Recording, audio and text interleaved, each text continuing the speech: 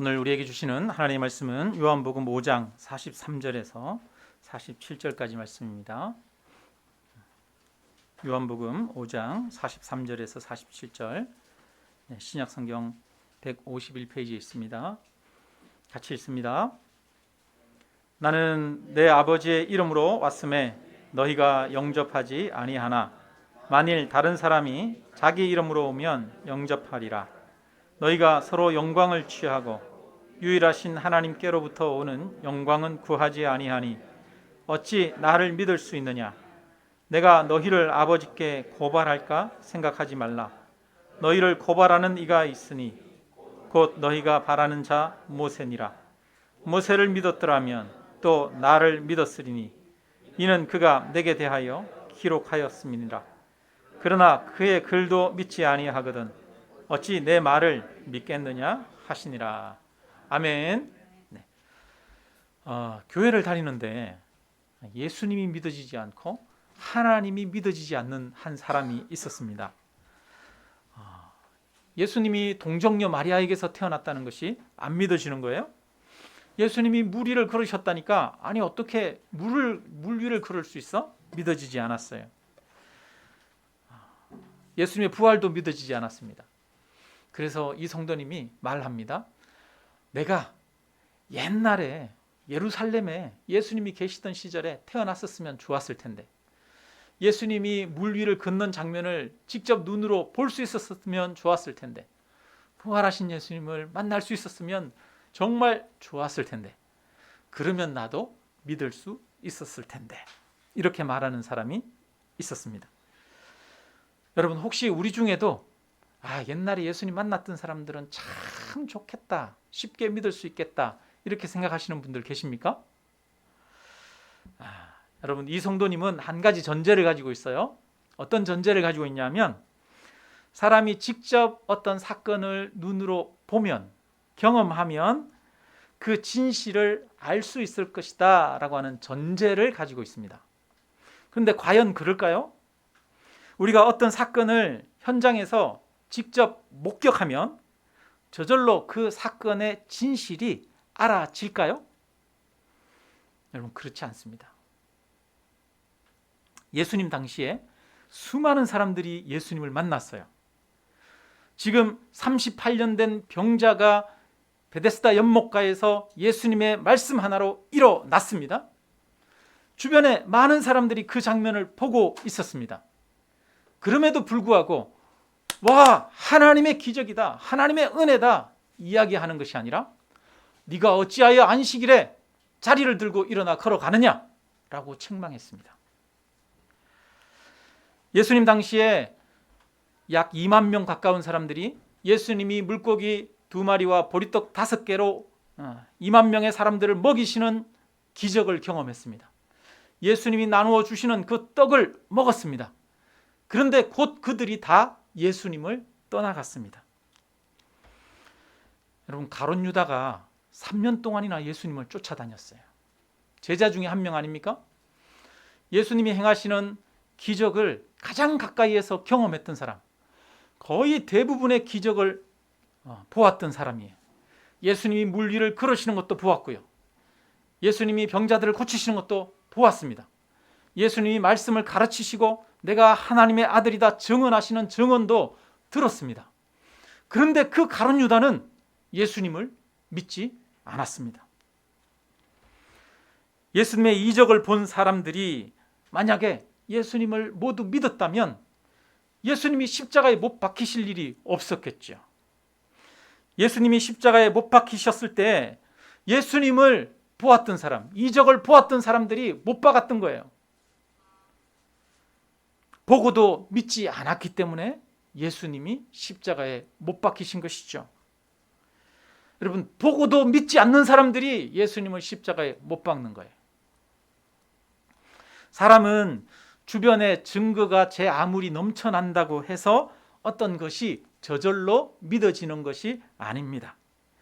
사람은 자신이 믿고자 해야 믿어집니다.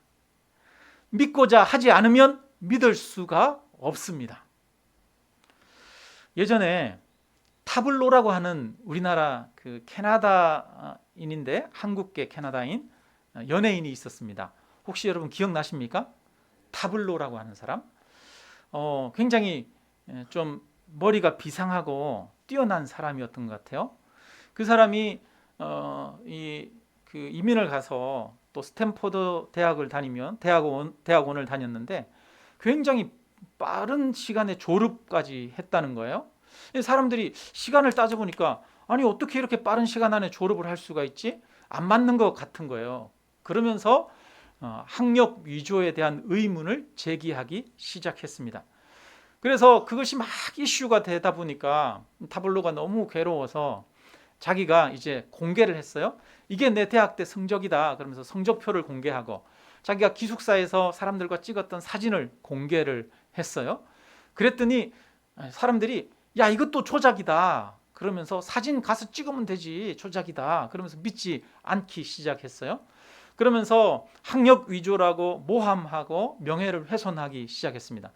타블로가 너무 괴로운 나머지 어떻게 할 수가 없었는데 이게 너무 사회적인 이슈가 되니까 MBC에서 미국에 취재를 갔어요. 스탠퍼드 가서 정말 이런 사람이 있었느냐 해가지고 추적하고 조사해서 결론을 내렸습니다. 타블로가 스탠퍼드 졸업한 거 맞다 결론을 내렸어요. 그런데 사람들이 믿었을까요? 안 믿었을까요? 안 믿는 사람들은 끝까지 안 믿은 거예요. 아니다. 방송국에서 취재 잘못한 거다. 그것도 조작된 거다. 라고 안 믿기 시작했어요. 그러면서 끊임없이 명예를 훼손하고 모욕하기 시작합니다.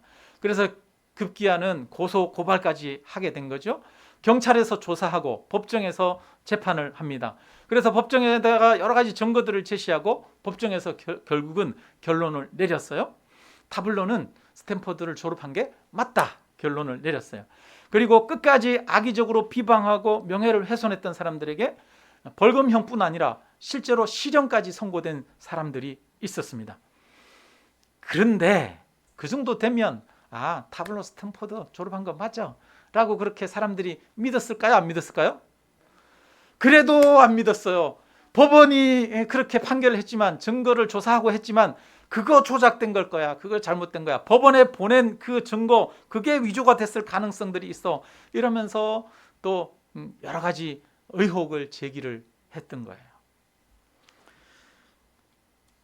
타블로 사건은 사람이 객관적인 증거를 보고 그 증거에 따라서 합리적으로 판단할 것이라고 생각하지만 사람은 그렇지 않다는 것을 보여주는 겁니다. 여러분, 사람은 객관적이지 않습니다. 사람은 편향되어 있습니다. 편견에 사로잡혀 있습니다. 다른 사람만 그럴까요? 아닙니다, 여러분. 우리가 편견에 사로잡혀 있습니다. 우리가 편향되어 있습니다. 우리는 보고 싶은 것을 보고 믿고 싶은 것을 믿는 그런 사람들입니다. 원래 사람이 그래요. 사람이. 여러분 혹시 나는 아니야, 나는 객관적이야, 나는 중립적이야, 나는 증거를 보고 판단해 이렇게 생각하는 사람들 있습니까? 자신이 그렇다고 생각합니까? 천만에 만만에 콩떡입니다. 네. 사람은 여러분 혹시 여러분은 뉴스를 보면 뉴스 보고 싶은 것만 봅니까? 아니면 안 보고 싶은 것도 봅니까? 내가 좋아하는 뉴스는 보고 내가 싫어하는 어떤 뉴스, 싫어하는 논조의 기사가 나오면 안 보고 패스하지 않습니까? 여러분 내가 보고 싶은 것만 보잖아요. 듣고 싶은 것만 듣잖아요. 여러분 자기 주장과 반대되는 어떤 증거들이 나오고 반박이 나오면 그거를 유심히 잘 듣고 봅니까? 아니면 다른 것들로 돌려버립니까? 돌려버리죠. 제 아무리 다른 증거가 제시되어도 그것을 받아들이지 않습니다. 보기 싫은 것은 보려고 하지 않습니다. 사람의 생각은 한쪽으로 치우쳐 있습니다. 그래서 자기가 자기를 증명하려고 자기가 옳다는 것을 나타내려고 거기에 맞는 증거들만 취합하고 받아들입니다.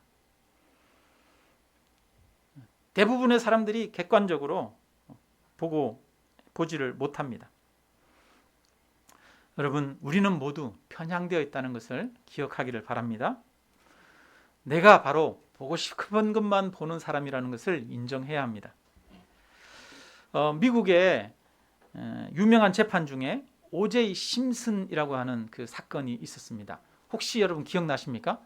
아니 미국의 오제이 심슨이 뭐가 유명하길래 우리나라에도 그 1990년대에 우리나라에도 뉴스에 나오고 뭐 잡지나 이런 데 나오고 막 그랬었어요. 오제이 심슨이라는 사람이 1970년대 미국의 유명한 미식 축구 영웅이었대요. 영웅. 미국에는 제일 인기 있는 그 종목이 미식 축구잖아요. 그게 영웅인 그런 사람이었는데 이 사람이 흑인이에요. 근데 백인 여성 영화 배우와 결혼을 했어요. 그런데 나중에 이혼을 했는데 이혼하고 나서 그 전 부인을 살해했다라고 하는 혐의로 그렇게 이제 재판을 받게 된 거예요. 잡혀서. 그러니까 미국 사회가 얼마나 떠들썩했겠어요. 제일 유명한 사람, 미국의 영웅인 그런 스포츠 스타가 살인 사건에 연루됐고 자기 전 부인을 죽였다라고 그러니까 온통 그게 이슈가 돼버린 거죠.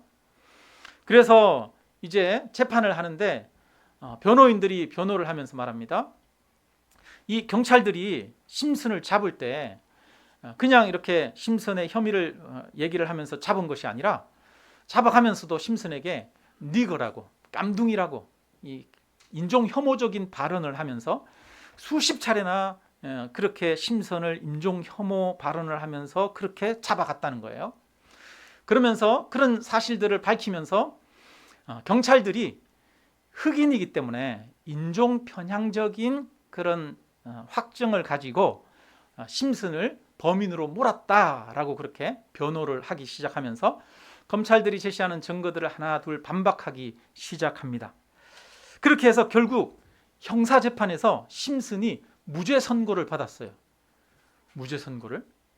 근데 얼마 뒤에 이 심슨의 전 부인의 그 가족들, 전 부인이 죽었으니까 그 전 부인의 가족들이 다시 민사 소송을 제기합니다. 심슨을 향해서. 그래서 심슨으로 인해서 우리가 피해를 입었고 우리가 손해를 입었으니 배상하라 이렇게 민사 소송을 제기하기 시작해서 다시 재판이 열렸는데요. 근데 이 민사 소송에서는 만장일치로 심슨의 유죄가 선고되었습니다. 그래서 수백억 원을 배상하게 되었어요. 여러분, 형사재판에서는 똑같은 살인사건이에요. 근데 형사재판에서는 무죄 선고됐는데 민사재판에서는 유죄 선고돼 버린 거예요. 아니 어떻게 이런 일이 일어날 수 있죠? 그 당시에 여론조사를 했더니 심슨이 유죄라고 생각하는 백인들의 비율이 78%였어요. 그리고 심슨이 무죄라고 생각하는 흑인들의 비율은 70%였어요. 근데 형사재판에서 배심원들이 있는데 그 배심원 12명 중에 9명이 흑인이었어요. 그리고 백인은 2명, 히스패닉계 1명. 그래서 형사재판에서는 무죄가 나왔어요. 민사재판에서는 반대로 바뀌어버립니다. 민사재판에서는 백인이 9명이었어요. 백인들은 다 대부분 78%가 여론조사 결과 심슨이 유죄라고 생각을 했던 거지요. 재판에 배심원으로 참여하는 사람들은 객관성을 유지하려고 애쓰고 노력하는 사람들입니다. 편견을 가지고 있더라도 최대한 내가 객관적으로 사건을 보고 내가 이 판단에 편결에 참여해야지 라고 해서 유심히 객관적으로 보는 사람들이죠. 그런데 그런 사람들이 거기에 모였는데도 인종에 따라서 전혀 다른 결론이 나왔다는 거예요. 이 말은 우리 인간이 객관적이려고 노력을 하고 애를 쓰는데도 불구하고 객관적이지 않더라는 거예요. 노력함에도 불구하고 자신도 모르는 사이에 편향되어 있다는 것입니다. 보고 싶은 것을 보고 듣고 싶은 것을 보는 사람이라는 거예요. 예수님이 38년 된 병자를 베데스다 연못가에서 일으켜 세웠어요. 일어나 내 자리를 들고 걸어가라 명령하시니까 일어났어요. 하나님의 역사가 일어났죠. 그 하나님의 역사 앞에서 사람들은 와! 라고 놀라는 게 아니라 보고 싶은 것을 봅니다. 유대인들은 말합니다. 안식일인데 네가 왜 자리를 들고 일어나 걸어가느냐? 안식일인데 자리를 들고 걸어가는 것은 안식일을 지키지 않는 것이다. 일하는 것이다. 그렇게 이야기를 하는 거예요. 여러분 지금 뭐를 봐야 돼요? 38년 된 병자가 살아난 걸 봐야 되잖아요. 근데 뭘 보냐? 자리를 들고 걸어가는 것을 보는 거예요. 보고 싶은 것만을 보는 거죠. 사람들은 예수님의 그 이적을 보고도 오히려 예수님이 안식일에 사람을 살렸다고, 안식일을 범했다고 예수님을 죽이려고 했습니다. 예수님을 믿고 예수님을 하나님의 아들로 고백해도 시원찮을 판에 예수님을 죽이려고 한 거예요. 사람들이 여러 가지 기적을 보고 이적을 봐도 예수님을 믿으려고 하지 않았습니다. 믿으려고 하지 않는 사람들을 보고 예수님이 얼마나 답답했겠어요. 그죠? 그러니까 예수님이 오늘 본문 앞에서 증거를 이야기합니다. 야, 나 믿을 만해. 내가 증거를 제시할게. 증거를 제시할게. 제발 좀 내 말을 좀 믿어. 이렇게 이야기를 하거든요. 예수님이 이렇게 말씀하셔요. 46절에 보니까 모세를 믿었더라면 또 나를 믿었으리니 이는 그가 내게 대하여 기록하였음이라. 그러나 그의 글도 믿지 아니하거든 어찌 내 말을 믿겠느냐. 예수님이 원하신 것은 사람들이 자기를 믿는 거였어요. 제발 나를 좀 믿으라. 왜 그렇습니까? 예수님을 알고 예수님을 믿는 것이 하나님을 알고 하나님을 믿는 것이고 구원을 얻는 길이기 때문이죠. 제발 예수님을 믿기를 원했어요. 그래서 예수님이 할 수 있으면 간절히 호소도 하고 사람들에게 하나님의 아들 되심을 증언하고 증거를 제시하려고 했죠. 그래서 오늘 본문에도 보면 5장 후반절에 보면 예수님이 메시아 되는 증거를 3가지로 이야기합니다. 여러분 이 당시에는 어떤 사실이 그것이 진실인 것을 밝히기 위해서는 증거가 몇 개가 필요해요? 2-3 사람의 증인이 필요했어요. 한 사람의 증인이 필요한 게 아닙니다. 2-3 사람의 증인이 필요했어요. 한 사람의 증인을 가지고는 재판하지 말라고 그럽니다. 그러니까 예수님도 3가지 증거를 제시해요. 그런데 이 당시에 여인들은 증인이 될 수가 없었어요. 남자 1명이 증인을 쓰고 여자 100명이 증인을 써도 그걸 2-3 사람으로 인정하지 않아요. 여인들의 증언은 증언으로 인정하지 않아요. 권위 있는 증언, 그 당시에 어떤 권위 있는 증언이 필요했던 거예요. 그래서 예수님이 여기에서 3가지 그 당시에 권위 있는 증언을 제시를 합니다. 증거를 제시를 합니다. 첫 번째 증거가 요한의 증거예요. 33절 우리 한번 읽어보겠습니다. 같이 읽습니다. 너희가 요한에게 사람을 보내매 요한이 진리에 대하여 증언하였느니라. 여러분 요한이 진리에 대해서 증언하였다. 요한이 나에 대해서 증언하였다. 요한은 예수님을 보고 보라 세상 죄를 지고 가는 하나님의 어린 양이로다 말합니다. 그리고 예수님 앞에서 무릎을 꿇으면서 나는 그의 신들매를 들기에도 신발끈을 풀기에도 감당하지 못하는 사람이다 라고 말합니다. 예수님을 보면서 나는 물로 세례를 주거니와 예수님은 성령으로 세례를 주시는 분이다 라고 말합니다. 예수님이 바로 오실 분이라는 것을 성경에서 약속한 분이라는 것을 요한이 증언하죠. 근데 이 요한이 누구냐? 요한은 선지자입니다. 이스라엘 백성들이 가장 존경하는 선지자가 요한이죠. 그 당시에 이스라엘 백성들이 어떤 것들을 판단하고 할 때 누구의 말을 중요하게 여기냐? 선지자의 말을 중요하게 여겼죠. 그래서 감히 헤롯 대왕조차도 이 요한을 두려워했습니다. 그러니까 그 당시에 사람들이 존경하고 또 사람들이 무서워하고 두려워하는 누가? 세례 요한이 예수님에 대해서 증언한 거예요. 그러니까 이 증언은 신뢰할 만하다고 하는 것이죠. 자, 그런데 우리는 어떤 얘기를 할 때 그 정보가 신뢰성이 있는지 없는지 얘기를 하려고 하잖아요. 신뢰성이 있는 정보라고 얘기하려고 어떤 박사가 이런 얘기를 했어. 어디 TV에 이런 게 나왔어. 이런 얘기를 하지 않습니까? 신뢰성 있는 증거가 필요하죠. 그 당시에 가장 신뢰성 있는 증거 중에 하나가 뭐겠습니까? 세례 요한의 증언이에요. 신뢰성 있는 증거죠. 그래서 믿을 만하다는 거예요. 자, 그 다음에 두 번째로 하나님이 예수님에 대해서 증거하셨다라고 말합니다. 우리 36절을 한번 읽어봅니다. 36절 같이 읽습니다. 내게는 요한의 증거보다 더 큰 증거가 있으니 아버지께서 내게 주사 이루게 하시는 역사, 곧 내가 하는 그 역사가 아버지께서 나를 보내신 것을 나를 위하여 증언하는 것이요.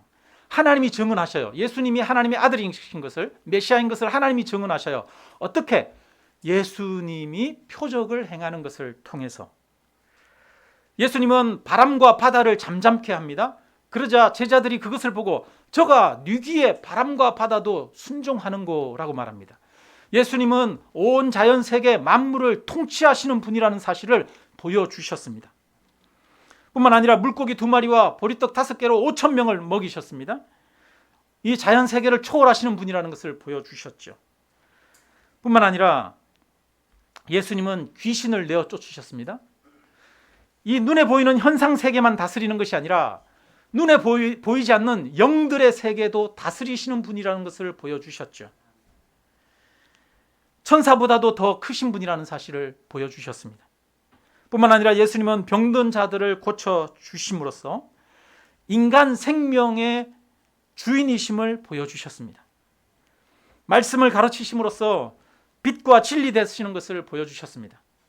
그리고 마지막으로 십자가에서 죽으시고 부활하심으로써 우리의 죄를 사하시고 사망 권세를 이기시는 사실을 보여주셨습니다. 여러분, 이것들이 다 하나님께서 예수님을 증언하는 증거죠. 하나님이 친히 예수님을 증거하신 겁니다. 그 다음에 세 번째는 성경의 증언입니다. 39절 한번 같이 읽습니다. 너희가 성경에서 영생을 얻는 줄 생각하고 성경을 연구하거니와 이 성경이 곧 내게 대하여 증언하는 것이니라. 성경이 예수님에 대해서 증언한다라고 예수님이 말씀하셔요. 근데 이 얘기만 하셨을까요? 그러면 성경의 어떤 부분이 예수님에 대해서 증언하는지 아마 구체적으로 자세하게 말씀하셨겠죠. 예수님이 나중에 부활하신 후에 엠마오로 가는 제자들을 만났는데 엠마오로 가는 제자들을 만나서 성경을 자세히 풀어서 설명하지 않습니까? 예수님이 제자들에게도 성경을 자세히 풀어서 설명하셨을 거예요. 성경이 예수님에 대해서 증언하고 있다는 사실을 아마 더 구체적으로 많이 말씀하셨을 것입니다. 자, 그러면 지금 세 가지 증거를 예수님이 얘기하고 있어요. 첫째는 누구? 세례 요한. 두 번째는 이적을 통해서 하나님이 직접 증거하셨다. 세 번째는 뭐가 증거하고 있다? 성경이 보여주고 있다. 메시아가 베들레헴에서 태어날 것이라고 예언되지 않았느냐? 보라, 내가 베들레헴에서 태어나지 않았느냐? 여러 가지 증거를 얘기를 하시지요. 여러분, 이스라엘에서 어떤 것을 판단할 때 가장 큰 기준이 되는 것들이 뭐겠습니까? 가장 중요한 기준. 첫째는 선지자. 가장 중요한 기준이 되겠죠. 둘째는 하나님의 표적. 가장 중요한 증거죠. 셋째는 성경. 가장 중요한 증거예요. 예수님이 하나님의 아들 되시는 그 근거로서 예수님이 그 당시에 제시할 수 있는 증거로서 가장 큰 것 세 가지가 뭐예요? 바로 선지자, 그 다음에 표적과 성경 아닙니까? 그 당시에 사람들에게 최대한으로 설명하고 최대한으로 보여주고 믿도록 할 수 있는 것들을 예수님이 하셨다는 거예요. 근데 그럼에도 불구하고 다른 사람들이 믿지 않았다는 거죠. 예수님이 사람들이 자신을 믿도록 애매하게 자신을 나타내신 것이 아닙니다. 가장 큰 증거를 통해서 자신을 보여주셨습니다. 그럼에도 사람들은 믿지 않더라는 거예요. 믿지 않더라는 거예요. 사람은 왜? 자기가 보고 싶은 것을 보기 때문에. 유대인들이 예수님을 믿지 않았어요. 그래서 예수님이 유대인들을 보고 말씀하십니다. 너희가 믿지 않은 이유는 이것 때문이다 말씀하셔요. 37절 38절 우리 같이 한번 봅니다. 또한 나를 보내신 아버지께서 친히 나를 위하여 증언하셨느니라. 너희는 아무 때에도 그 음성을 듣지 못하였고 그 형상을 보지 못하였으며 그 말씀이 너희 속에 거하지 아니하니 이는 그가 보내신 이를 믿지 아니함이라. 보내신 이를 믿지 않는 것을 보니까 너희 마음 안에 뭐가 없다? 말씀이 없다. 말씀이. 그래서 너희 눈이 가려졌고 귀가 어두워졌다라고 말합니다. 듣는 귀가 없고 보는 눈이 없다는 거예요. 듣는 귀가 막히고 눈이 어두워진 이유는 말씀이 없기 때문이라는 거예요. 근데 이상하지 않습니까? 이 당시에 바리새인들은 구약 성경을 줄줄줄줄 외우는 사람들이에요. 말씀으로 살아가는 사람들입니다. 그런데 왜 그들에게 말씀이 없다고 말합니까? 너희 안에 보니까 말씀이 없어 라고 말합니다. 여러분, 말씀은 무엇이냐? 말씀은 하나님의 뜻 아닙니까? 하나님의 뜻. 그들 마음에 하나님의 뜻을 찾는 마음이 없는 거죠. 하나님의 계획이 무엇이고 하나님의 의도가 무엇이고 하나님이 우리를 향해서 무엇을 원하는지를 찾는 마음이 없는 거예요. 하나님의 뜻을 간절히 구하지 않는 거예요. 하나님의 말씀을, 성경을 달달달달 외우지만 하나님의 뜻은 구하지 않는 거예요. 여러분, 우리도 그럴 수 있어요? 우리도 보니까 성경을 읽을 때 어떤 사람들은 성경을 읽으면서 밑줄 치고 쫙쫙쫙 치는데 성경에서 이야기하려고 하는 것을 읽는 게 아니라 내 마음에 드는 말씀, 그것만 밑줄 치잖아요. 하나님이 너와 함께 하시니라, 너를 복주고 복주시리라, 이런 것만 쫙쫙 줄치면서 보지 않습니까? 우리는 성경을 읽어도 어떤 걸 봐요? 성경 전체 하나님이 이것을 통해서 우리에게 가르쳐 주시고 하는 하나님의 뜻은 무엇인가, 거기에 초점을 맞추는 것이 아니라 내게 마음에 드는 말씀, 내게 유익이 되는 말씀, 위로가 되는 말씀, 그걸 찾을 때가 참 많죠. 우리는 하나님의 뜻 앞에 내 생각을 내려놓아야 됩니다. 하나님의 뜻 앞에 나의 판단을 내려놓고 나의 의지를 내려놓아야 됩니다. 진정으로 하나님의 뜻을 구하는 사람은 자기 생각을 포기할 줄 알아야 되죠. 하나님 앞에 자기 생각을 포기하고 자기 의지도 내려놓을 줄 아는 사람이 하나님의 뜻을 구하는 사람이고, 그것이 말씀 앞에 나아가는 사람의 삶의 자세이죠. 그런데 그게 없는 거예요. 말씀을 가지고 자기를 변호하고 자기를 나타내는 수단으로 사용하는 것이죠. 그래서 바리새인들은 길 한복판에서 손을 들고 기도하는 것을 좋아하지 않았습니까? 성경조차도 자신을 위한 수단으로 사용하는 것입니다. 우리도 마찬가지입니다. 우리도 성경을 많이 읽어도 여러분, 성경을 잘못 읽을 수 있어요. 하나님의 뜻을 찾는 마음이 없다면, 그 앞에 기꺼이 나의 생각과 나의 판단을 내려놓을 의지가 없다면 우리는 하나님의 말씀을 많이 읽어도 잘못 읽을 수 있다는 거예요. 유대인들이 예수님을 믿지 않은 두 번째 이유는 42절입니다. 같이 읽습니다. 다만 하나님을 사랑하는 것이 너희 속에 없음을 알았노라. 신명기에 보면 너희는 마음을 다하고 뜻을 다하고 힘을 다하여 주 너의 하나님을 사랑하라, 이렇게 말합니다. 여러분, 마음을 다하고 뜻을 다하고 힘을 다하라는 거예요. 그거는 한 번만 그런 게 아니라 일평생토록 마음을 다하고 뜻을 다하고 힘을 다해서 하나님을 바라보고 하나님을 사랑하는 마음으로 살아가라는 거예요. 여러분, 우리가 마음을 다하고 뜻을 다해서 사랑하는 게 무엇입니까? 그거 아니잖아요, 사실. 이 세상의 것들 마음을 다하고 뜻을 다해서 사랑하지 않습니까? 근데 사랑하는 마음이 없기 때문에 하나님의 역사를 알지 못하고, 사랑하는 마음이 없기 때문에 하나님의 아들 예수 그리스도가 보이지 않는 것입니다. 여러분, 사랑하면 잘 보입니다. 사랑하면 비로소 보입니다. 우리 자녀들이 수백 명이 있는 운동장에서 막 운동을 해도 유독 눈에 띄는 사람이 있어요. 누구요? 내 자녀는 눈에 띄잖아요. 부모의 눈에 자녀는 눈에 딱 띄잖아요. 그죠? 저도 그렇더라고요. 보니까 수백 명 있는데 딱 눈이 띄어요. 계속 보게 돼요. 의식하게 되고. 사랑하면 보이지 않습니까? 관심이 있으면 보이지 않던 것들이 보이죠. 제가 30대 때 수석 돌에다가 난 붙이는 거를 좋아했어요. 30대 초반에. 참 원래 같은 건 나이 좀 들어서 가지는 취미인데, 우리 이철종 집사님처럼 저는 30대 초반에 그걸 좋아했어요. 그래가지고 돌 붙여놓고 집에 오면은 1시간씩 2시간씩 난 들여다보고 돌 들여다보고 물 뿌리고 이러고 있으니까 아내가 그거 보지 말고 날 좀 봐봐, 날 좀 봐봐, 그러셨거든요. 그때 당시에 길을 이렇게 다니거나 바닷가에 가거나 계곡에 가면 뭐가 보이냐면 저는 돌만 보이는 거예요. 돌만 보여요. 저 돌 괜찮은데. 근데 아파트 같은 데 이렇게 다니다 보면 가끔 가다가 사람들이 수석 같은 거 모아놨다가 그냥 그 귀찮고 필요 없어가지고 버려진 그런 돌들이 있거든요. 저한테는 그런 돌들이 쏙쏙 들어오는 거예요, 눈에. 그러면 차 타고 지나가다가도 차 세우고 돌 주워서 오고 그랬었어요. 관심이 있으니까 남들이 보지 않는 것을 보게 되는 거지요. 그냥 보면 보이지 않는 것들이 있습니다. 사랑해야 보이는 것들이 있어요. 사람도 마찬가지입니다. 사람도 사랑해야 그 사람이 제대로 보이기도 합니다. 사랑해야 그 사람의 어떤 면을 볼 수가 있어요. 여러분, 사랑하지 않고 미워하면 미운 점만 보여요. 그렇죠?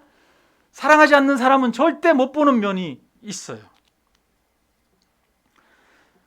하나님도 마찬가지입니다. 하나님도 사랑해야 보입니다. 간절히 찾고 구해야 보이는 것이죠. 하나님의 뜻을 구하고 하나님의 나라를 구하는 그 마음이 있어야 비로소 하나님의 역사가 눈에 들어오고 보이게 되어지는 것이죠. 교회 다니는 청소년들이 하나님에 대해서 많이 궁금해해요. 하나님이 과연 계신가 그렇게 회의감에 빠지는 때가 있습니다. 참 안타까워요. 근데 요즘 시대는 그래요. 중학교 그다음에 아니면 대학교 다니게 되면 대부분의 사람들이 다 신앙에 대해서 회의감에 빠집니다. 왜냐하면 세상에서 진화론을 배우잖아요. 과학이라고 하는 이름으로 그게 합리적이라고 그렇게 얘기를 듣잖아요. 그러다 보니까 신앙의 고민에 빠지는 거예요. 안 빠지는 사람이 없어요. 다 빠져요. 다 빠져요. 근데 저는 그것이 나쁜 것은 아니라고 생각합니다. 우리가 회의감에 빠지는 것은 그 회의감을 통해서 더 간절히 하나님을 찾게 되고 그렇게 해서 부인할 수 없는 더 확실한 증거들을 찾게 되어지고 간절히 하나님을 사모하게 되어지는 통로가 되기도 합니다. 그런데 참 안타까운 일들이 있어요. 회의감에 빠질 때 하나님을 사모하고 간절히 찾아야 하는데 찾지 않는 경우가 너무나 많아요. 하나님에 대해서 잘 믿어지지 않는다고 청년들이 저한테 이야기를 합니다. 그래서 제가 물어봅니다. 너 성경 얼마나 읽었니? 성경 한번 읽었니? 물어봐요. 그러면 성경 네 한번 읽어봤어요. 얘기하는 사람 있을까요? 없어요. 하나님이 믿어지지 않아요 라고 얘기하는데 성경 한번 통독한 사람이 없어요. 하나님을 구했어요? 안 구했어요? 구하지도 않고 찾지도 않았어요. 그래서 제가 성경 읽어라. 여러분 읽어봐라.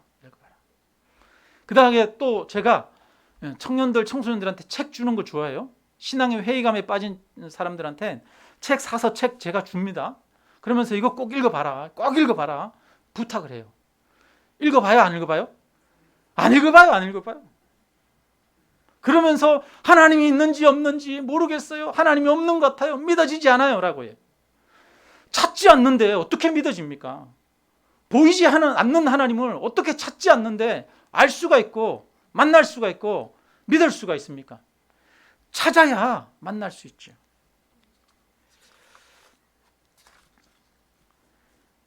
만약에 하나님이 계시고 예수님이 계신다면 이것은 너무도 중요한 일입니다. 이 땅에서 잠깐 사는 문제가 아니라 영원히 죽고 사는 우리 영혼과 관련된 너무나도 중요한 문제가 예수님을 믿느냐 안 믿느냐의 문제예요. 믿음의 문제는 반드시 우리가 해결해야 할 문제입니다. 믿음의 문제는 영원과 관련된 문제입니다. 생명이 달린 문제이죠. 20대 때 저도 신앙의 회의를 많이 겪었어요. 아니 안 믿어지는 거예요. 그리고 이 기독교가 진리라고 하는 확신이 없는 거예요. 그래서 저도 방황을 참 많이 했어요. 신학대학을 다니면서도 방황했어요. 그래서 불경을 사서 모아서 읽기도 하고요. 힌두교 서적 또 읽기도 하고요. 심지어는 저는 기수련 하는데 이런 데도 쫓아다녔어요. 산에 가가지고 한 1년 동안 이렇게 막 이상한 자세 하면서 기수련하고 정말 몸에 기가 막 들어오고 막 움직이는 것이 느껴지고 그랬어요. 실제 세계에 대해서 뭐가 진실이고 진리인지 알고자 하는 마음이 많은데 그걸 알 수가 없었어요. 그래서 이런 방황 저런 방황 하면서 찾아가는 시간들이 많았지요. 그런데 그렇게 하면서 결국은 아, 구원의 길은 바로 예수 그리스도밖에 없구나 라고 하는 것을 너무나 선명하게 분명하게 확신할 수 있었습니다. 하나님을 찾고 하나님을 구하다 보니까 다른 것이 거짓된 것이 보이기 시작해요.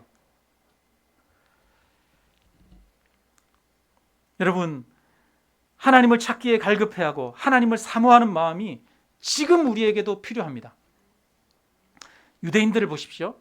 지금 하나님의 아들 예수 그리스도를 곁에 두고 있어요. 예수님이 기적을 행하고 있습니다. 그런데도 그 예수님을 몰라보고 예수님을 죽였습니다. 왜요? 하나님을 찾는 마음, 사랑하는 마음이 없기 때문이죠. 그렇다면 지금 우리도 마찬가지입니다. 예수님이 이스라엘 백성들 곁에 계셨던 것처럼 지금 하나님도 우리들 곁에 계십니다. 하나님은 항상 우리들과 함께 계십니다. 어디서나 함께 하십니다. 한 번도 우리를 떠나지 아니하시고 우리와 함께 하십니다. 너무나 생생하게 살아계신 하나님이십니다.